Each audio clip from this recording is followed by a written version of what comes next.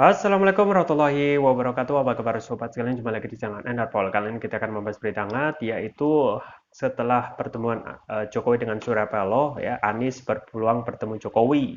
Bakal dikorek soal cawapres, ya ini penting dan juga menarik ya tentang cawapres terus menerus dikejar ya. Padahal ya kalau kita melihat posisi cawapres ya pada saat pemerintahan tidak begitu signifikan, tapi ini terus-menerus dikejar pada era saat ini di 2024. Tidak hanya buat internal, yaitu Demokrat sendiri yang ngebet untuk segera diumumkan oleh Anies ya, apakah AHY ataupun yang lain, tapi juga Jokowi juga kepo ya ketika bertemu dengan diundang ya, Surya Paloh diundang ke istana sekaligus menanyakan siapa capres Anies Baswedan. Nah, apakah setelah Surya Paloh ini diundang, akankah Anies juga akan diundang ya untuk ditanya siapa cawapresnya. Ya, ini menarik sesuai yang dilansir oleh inilah.com. Langsung saja kita baca dan kita ulas.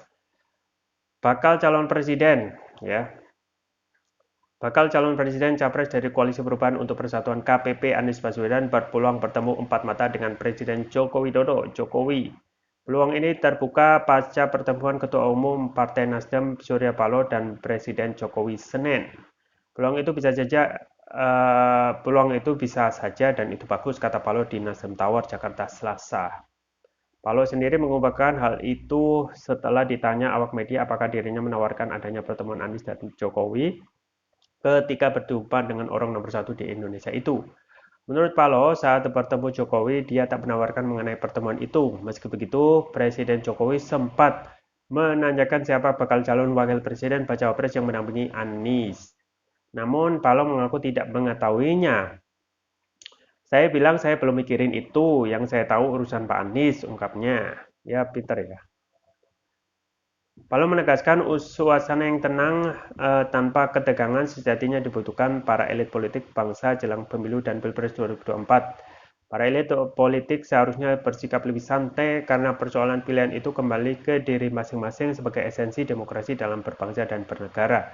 Kalau suasana itu dibawa dengan tidak tegang, tidak memposisikan ini lawan, ini kawan, dan siapa yang mendapatkan manfaat, katanya menegaskan.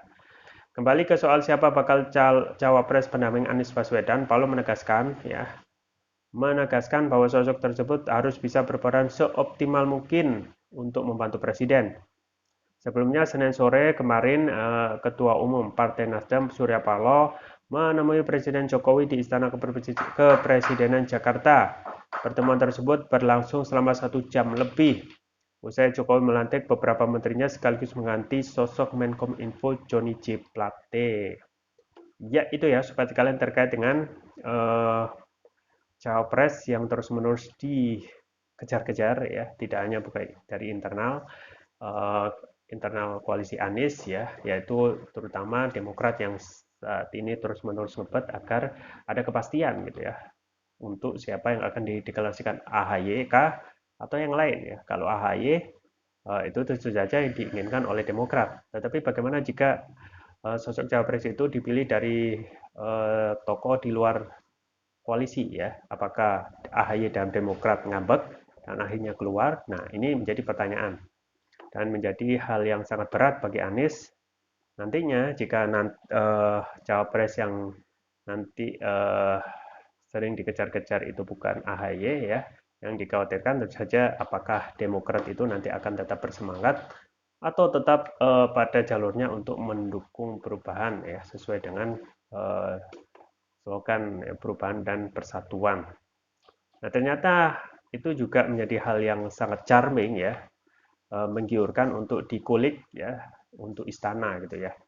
Dan menjadi bertanya apa ya kepentingannya istana sampai mempertanyakan hal seserius itu ya tentang cawapres kepada Surya Paloh. Nah, padahal itu hal yang di luar gitu ya wewenang ya untuk menyampaikan hal tersebut.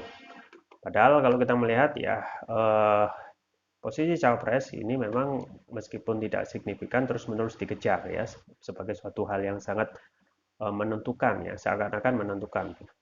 Dan memang iya gitu ya kalau saat ini kalau cawapresnya itu ya pilihannya kurang tepat, maka perolehan suara juga tidak akan bisa signifikan, bahkan akan sangat sulit ya untuk bisa memenangkan kontestasi.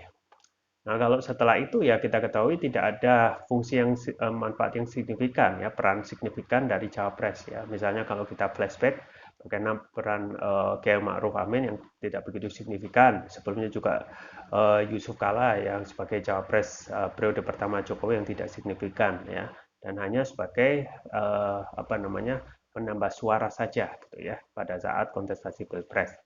Nah, padahal kalau kita melihat kubu sebelah yaitu Prabowo dan juga Ganjar ya, tidak ada yang mendesak siapa yang akan dicomot sebagai cawapresnya ya, bahkan Prabowo pun secara resmi belum mendeklarasikan diri sebagai baca pres gitu ya, karena media saja yang terus-menerus melihat koalisi KKIR itu sudah memenuhi syarat gitu ya, tapi deklarasi itu belum pasti karena PKB pun bisa jadi kalaupun nanti cawapresnya itu tidak jadi Caimin, apakah PKB tetap stay on ya KKIR atau keluar dari koalisi ya. Ini jadi masih tanda tanya. Nah, kelihatannya ya apa namanya, naga-naganya ya semua itu memakai strategi wait and see ya. Wait and see hingga last minute. Baik itu Prabowo ya, baik itu Ganjar pun juga Anies Baswedan.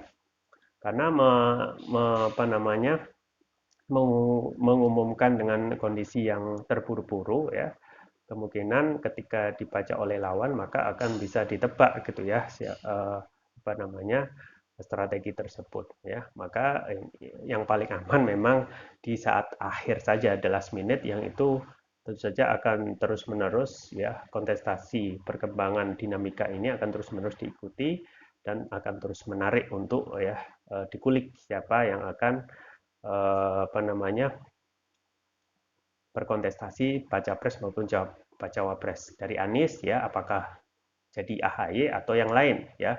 Konon ya GN atau Gatot Nurmantio juga mengemuka masuk dalam bursa cawapresnya Anies. Kita tunggu saja ke depan tentang kontestasi ya Pilpres 2024 dan juga cawapres yang akan dicomot oleh masing-masing baca pres ini.